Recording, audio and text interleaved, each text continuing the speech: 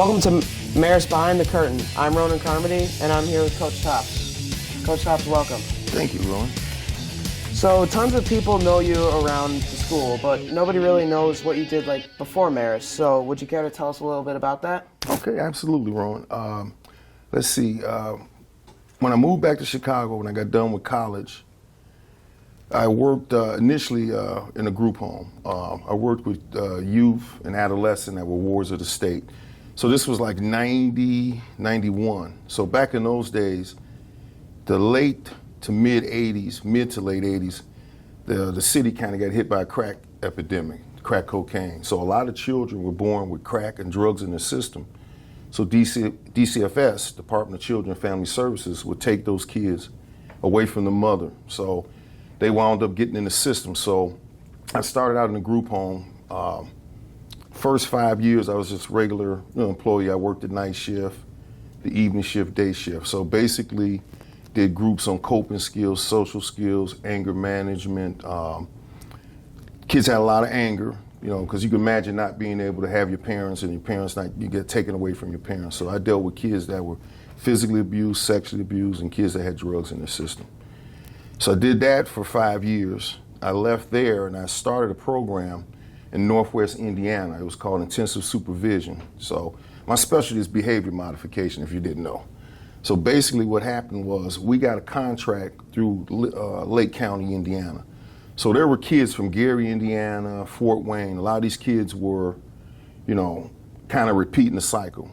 Mom got pregnant in high school, dad was selling drugs, dad went to prison. So they came up with this program. Instead of sending the kids directly to jail, they came to my program. So they did 16 weeks with me, and we kind of ran it like a boot camp. All you could wear was sweats. They stayed on the lock unit. They did school on the unit. We'd go off to the gym. They ate dinner on the unit. So we had a point system for the behavior modification. So if they got to a certain point system, in that 16 weeks, they went to a less restrictive college. So Hoosiers Boys Town is in Schererville, Indiana. It's off Route 30 and Klein, like 75 acres. So you heard of the movie Boys Town. So there was never heard of that? It's an old movie with Spencer Tracy about a priest that started a home for boys. Well, this priest started one in Indiana. Instead of the first one is in Nebraska, Omaha, Nebraska. So he started one in Northwest Indiana. It's like 10 cottages on the campus. So I had one cottage where the kids would go off into a less restrictive setting. So they found with some of these kids, they couldn't handle the less restrictive. So the following year, I opened up. So my unit was originally an 8-bed. So then we started a 16-bed. So it was less restrictive, but they didn't have the privileges the other kids had as a locked unit as well. So I had 8 beds. Those kids stayed with me 16 weeks. And then when you graduated out of there, you served your probation, your 2 years probation with me at Boys Town. So I did that for 2.5 years. I left there, I went to Linden Oaks Hospital, and I worked in the child and adolescent psychiatric ward. So I dealt with kids that had behavior issues, or if their medication was off and they did something at the group home, they got sent to the hospital and they stayed with us until they got their medications right and their behavior right. Most depressing job I ever had. Could you imagine like an 8, 9, 10-year-old kid spending Christmas in a psych ward and their families wouldn't even come see them? So it was a depressing job, but I did that for 2.5 years. I was kind of like the house manager on the weekend, so I bounced. I would do the child unit, and then I did the adolescent unit with the teenagers. So I did that for 2.5 years.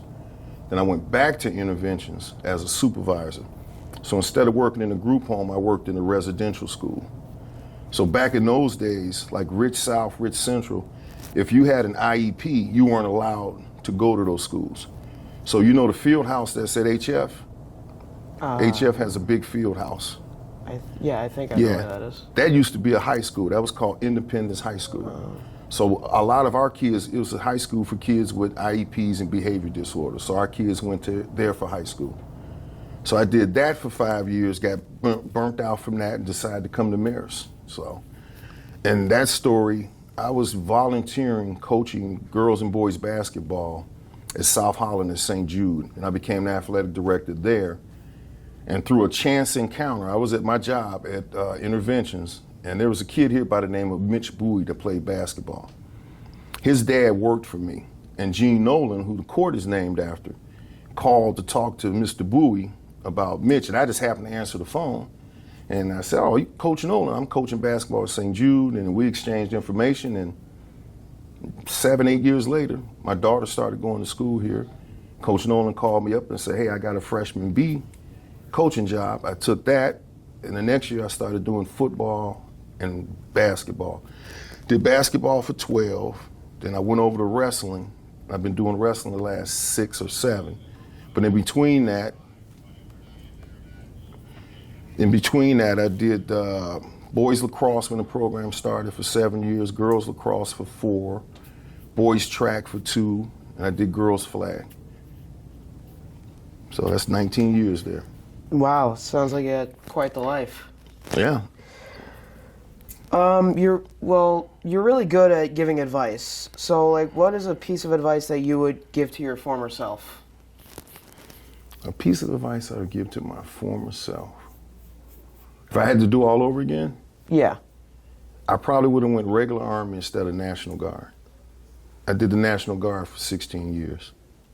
Oh, wow. Around here, students absolutely love you. So, how do you connect with the students here? I'm a firm believer people give you what you give them, so what you give off, people give you back. I'm a big respect person.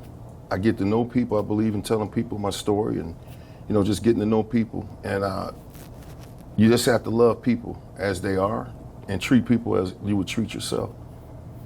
Yeah, I think we could all agree with that. Well, Coach Tops, thank you so much for joining us here on Behind the Curtain. All right. Thank you for having me.